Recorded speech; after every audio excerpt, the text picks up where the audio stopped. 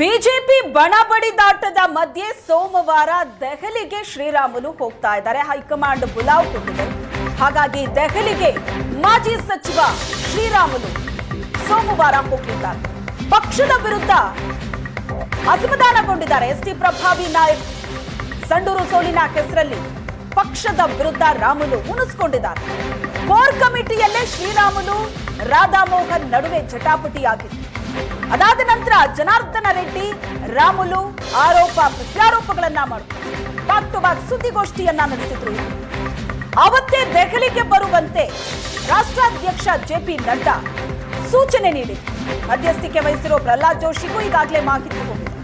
ಈಗಾಗಲೇ ನಾನು ರಾಜ್ಯಾಧ್ಯಕ್ಷನಾಗೋದಕ್ಕೆ ಸಿದ್ಧ ಅಂತ ಶ್ರೀರಾಮುಲು ಕೂಡ ಹೇಳಿಕೆಯನ್ನ ಕೊಟ್ಟಿದ್ದಾರೆ. ಬಿಜೆಪಿಯ ಬಣ ಬಡಿದಾಟ ವಿಜೇಂದ್ರ ವರ್ಸಸ್ ಯತ್ನಾಳ್, ಅದರ ನಡುವೆ ಶ್ರೀರಾಮುಲು ವಿಚಾರದಲ್ಲಿ ಆದಂತಹ ಒಂದಷ್ಟು ಬೆಳವಣಿಗೆ. ಕೋರ್ ಕಮಿಟಿ ಸಭೆ ನಡೆದಿತ್ತು ಕೆಲವು ದಿನಗಳ ಹಿಂದೆ. ಆ ಕೋರ್ ಕಮಿಟಿ ಸಭೆಯಲ್ಲಿ ರಾಜ್ಯ ಬಿಜೆಪಿ ಉಸ್ತುವಾರಿ ರಾಧಾಮೋಹನ್ ಕೊಟ್ಟಂತ ಒಂದು ಹೇಳಿಕೆ, ಸಂಡೂರು ಸೋಲಿಗೆ ನೀವೇ ಕಾರಣ ಅಂತ. ಶ್ರೀರಾಮುಲು ಸಿಟ್ಟಾಗ್ತಾರೆ, ಬೇಸರಗೊಳ್ತಾರೆ, ಅಸಮಾಧಾನಗೊಳ್ತಾರೆ. ಅದೇ ಮೀಟಿಂಗ್ ನಲ್ಲಿ ಇದ್ದಂತಹ ವಿಜಯೇಂದ್ರ ಒಂದು ಮಾತನ್ನು ಕೂಡ ಕೇಳಲಿಲ್ವಲ್ಲ ಅನ್ನೋ ಅಸಮಾಧಾನವನ್ನ ಕೂಡ ಹೊರ ಹಾಕ್ತಾರೆ.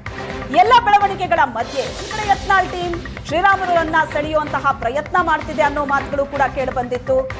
ಯಾಕೆ ರಾಜ್ಯಾಧ್ಯಕ್ಷ ಆಗಬಾರದು ಶ್ರೀರಾಮುಲು ಅನ್ನುವಂತ ಹೇಳಿಕೆಯನ್ನು ಕೂಡ ರೆಬೆಲ್ ಟೀಮ್ ನಿಂದ ಹೊರಬಿದ್ದಿತ್ತು. ಎಲ್ಲ ಬೆಳವಣಿಗೆಗಳ ನಡುವೆ ದೆಹಲಿಯಲ್ಲಿ ಕೂತು ರೆಬೆಲ್ಸ್ ಹೈಕಮಾಂಡ್ ನಾಯಕರನ್ನ ಭೇಟಿ ಮಾಡ್ತಾ ಇದ್ರು. ಅಲ್ಲೊಂದಷ್ಟು ರಾಜಕೀಯ ಬೆಳವಣಿಗೆಗಳು ನಡೀತಾ ಇತ್ತು. ಅದರ ಮಧ್ಯೆ ಶ್ರೀರಾಮುಲು ಎಂಟ್ರಿ ಕೊಡ್ತಾರೆ. ನಾನು ಕೂಡ ರಾಜ್ಯಾಧ್ಯಕ್ಷನಾಗೋದಕ್ಕೆ ರೆಡಿ ಅಂತ. ಅದು ಯಡಿಯೂರಪ್ಪನವರ ಸಹಕಾರದೊಂದಿಗೆ, ಅವರ ಆಶೀರ್ವಾದದೊಂದಿಗೆ ಅನ್ನೋದು. ಈ ಎಲ್ಲ ಬೆಳವಣಿಗೆಗಳ ನಂತರ ಈಗ ಹೈಕಮಾಂಡ್ ಬುಲಾವ್ ಕೊಟ್ಟಿದೆ, ದೆಹಲಿಗೆ ಬನ್ನಿ ಅಂತ. ಮಾಜಿ ಸಚಿವ ಶ್ರೀರಾಮುಲುಗೆ ಪಕ್ಷದ ವಿರುದ್ಧ ಅಸಮಾಧಾನಗೊಂಡಿದ್ದಾರೆ, ಬೇಜಾರಿದೆ. ಆದ್ರೆ ರಾಜ್ಯಾಧ್ಯಕ್ಷ ಆಗೋದಕ್ಕೆ ನಾನು ಸಿದ್ಧ ಅಂತ ಹೇಳಿದಾಗ ಬಹಳ ಬ್ಯಾಲೆನ್ಸಿಂಗ್ ಆಗಿ ಶ್ರೀರಾಮುಲು ಮಾತಾಡಿ, ಯಾರ ವಿರುದ್ಧವೂ ಮಾತಾಡಿಲ್ಲ.